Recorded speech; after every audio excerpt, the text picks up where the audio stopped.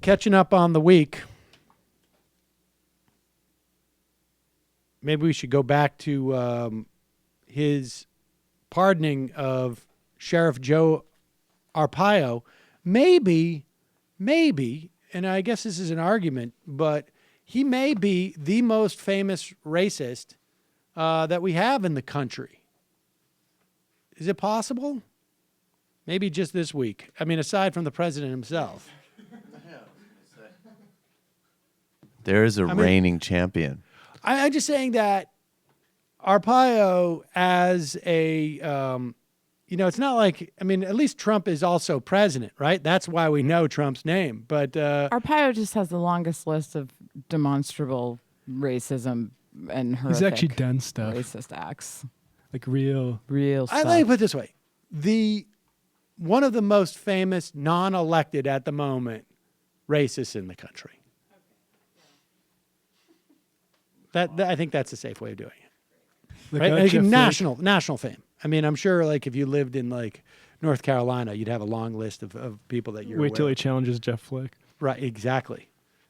Here is Donald Trump last week. And now remember, contemplate this, okay? Now, over the past 10 days, Donald Trump refuses to come out and announce his own reversal of Obama's policy on DACA, right? Sends Sessions out there to do it. And of course, Jeff Sessions, this is the way I'm going to make sure I stay in the administration by proving that I can be the one to handle all the darky policies. And then Trump, also in another sign of abject weakness and cowardice, pardons Arpaio Friday night, right? What did he do it about like 8 p.m.? And this is Trump defending the timing of the decision on Monday, I guess it was. Here he is with the question from, is this Roberts? Is that it? John Roberts, okay. In the middle of Hurricane Harvey hitting on Friday night, you chose to pardon former Sheriff Joe Arpaio. I wonder if you could tell us what was behind your thinking for issuing a pardon for the sheriff, and as well, what do you say to your critics, even some in your own party, who say it was the wrong thing to do? Well, a lot of people think it was the right thing to do, John. And actually, in the middle of a hurricane, even though it was a Friday evening, I assumed the ratings would be far higher than they would be normally. You know, the hurricane was just starting. And I put it out that I had pardoned, as we say, Sheriff Joe. He's done a great job for the people of Arizona. He's very strong on borders, very strong on illegal immigration. He is loved in Arizona. Sheriff Joe is a patriot. Sheriff Joe loves our country. Sheriff Joe protected our borders.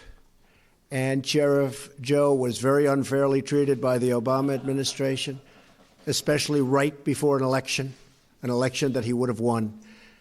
And he was elected many times. So I stand by my pardon of Sheriff Joe, and I think the people of Arizona who really know him best would agree with me. Thank you very much. That's my statement. So Sheriff Joe was guilty of contempt of court for violating a federal judge's order to stop being so blatantly racist and with his abject treatment of prisoners, including immigrants and other detainees. He had these outdoor tent cities in the Arizona desert heat. He routinely disparaged Latinos, calling them things like wetbacks, Mexican bitches, effing Mexicans, and stupid Mexicans. He would publicly humiliate prisoners. He would handcuff and detain children and pregnant women on his immigration raids. He sent his taxpayer-paid deputies to Hawaii to secure President Obama's birth certificate. Like I say, he was my partner. He made me. In many ways, he made me. He made the prisoners wear pink underpants for some reason. Yep. It was a racial profiling case where he was violating a judge's order. According to the Phoenix New Times, they listed some of the stories that they had in covering Arpaio for more than 20 years. Among the 20-some-odd stories, some of the 20-some-odd stories that she listed over those 20 years, he ran a jail that he described as a concentration camp. Prisoners died at an alarming rate, often without explanation. One of his jailers nearly broke the neck of a paraplegic guy who had the temerity to ask for a catheter. He marched Latino prisoners into a segregated area with electric fencing as a publicity stunt.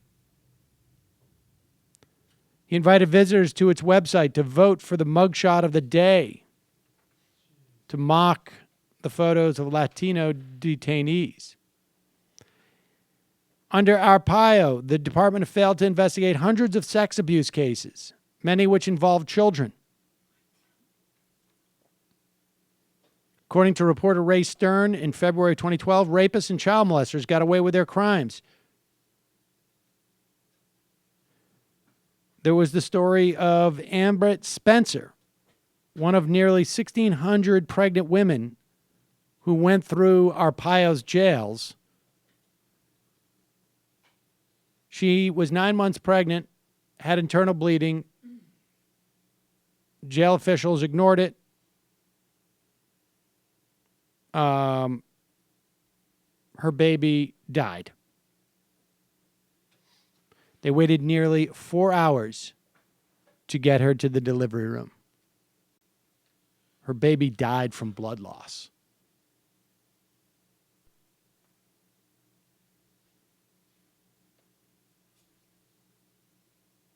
Just insane. The Arpaio jail, guards tried to prevent her from seeing the baby before they buried it. So that's the guy that Donald Trump calls his partner and pardoned in the middle of when he thought there would be a lot of ratings. Arpaio arrested some of those reporters from the publication that you just named, and they sued and won. Yeah. Almost $9 million, Yep. I think. Yeah, crazy. From the police department, not from Arpaio, I'm assuming. That Right, of course. Correct, yes, of course. Hi, folks. Sam Seder here. We still need your help on our Patreon page. YouTube ads have come back, but not nearly as much as we had before. So if you can help us out, any little bit helps. Head over to our Patreon page right at this URL, and you'll help us keep helping you by making videos